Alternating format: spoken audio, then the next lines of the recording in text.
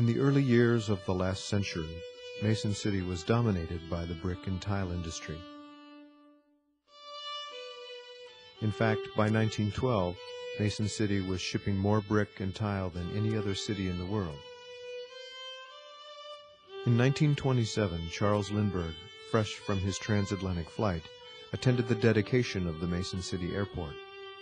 3 decades later, a private airplane carrying Buddy Holly, Ritchie Valens, and J.P. the Big Bopper Richardson crashed shortly after takeoff.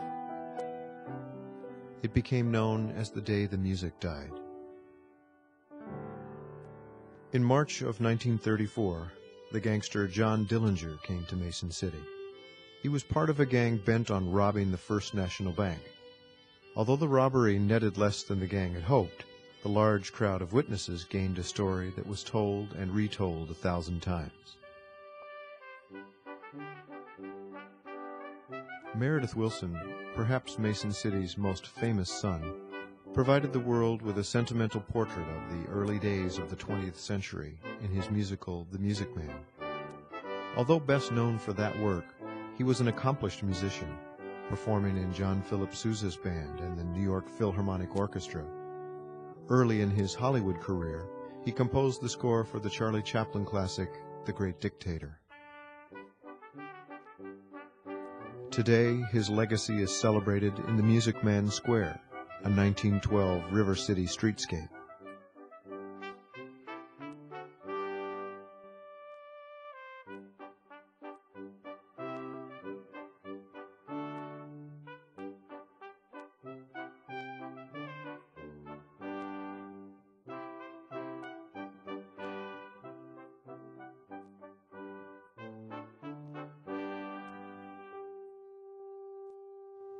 And at the boyhood home of the famous composer.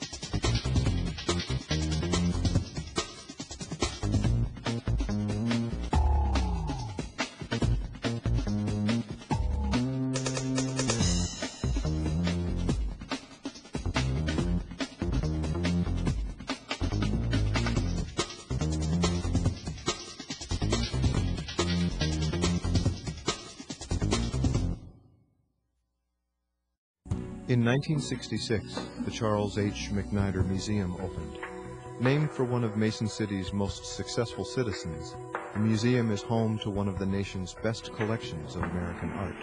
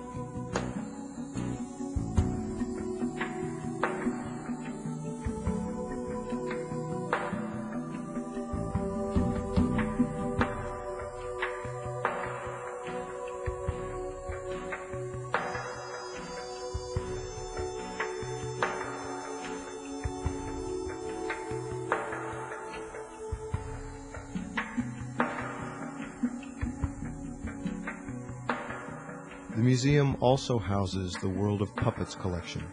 The puppets are the work of renowned puppeteer Bill Baird, a graduate of Mason City High School.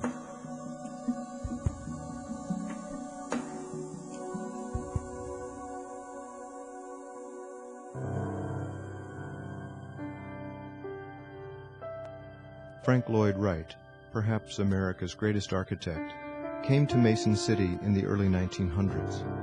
He designed 3 buildings here: the City National Bank, the Parkin Hotel,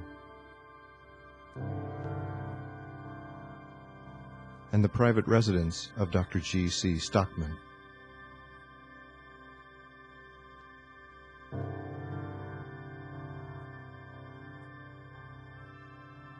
The Parkin Hotel, designed by Frank Lloyd Wright, opened in September of 1910. Right now it looks like a disaster zone, a war zone, but it has come a very long way in the restoration process. He designed 6 hotels during the span of his professional career, and this is the only remaining hotel in the world that is still standing. And one of the types of architecture that he championed was the Prairie School. And in addition to that, then, in his buildings, we have an example here of residential Prairie School architecture, an 18-acre development, Rock Crest, Rock Glen, that is the largest example of residential Prairie School architecture unified by a common site in the world.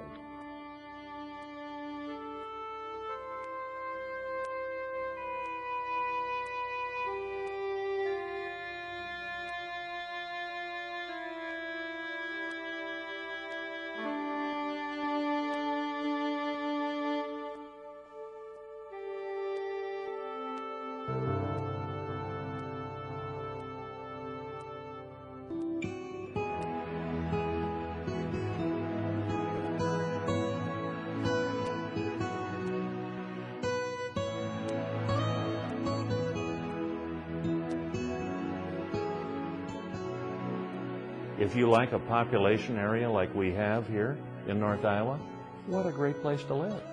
I mean, I can't think of a better one.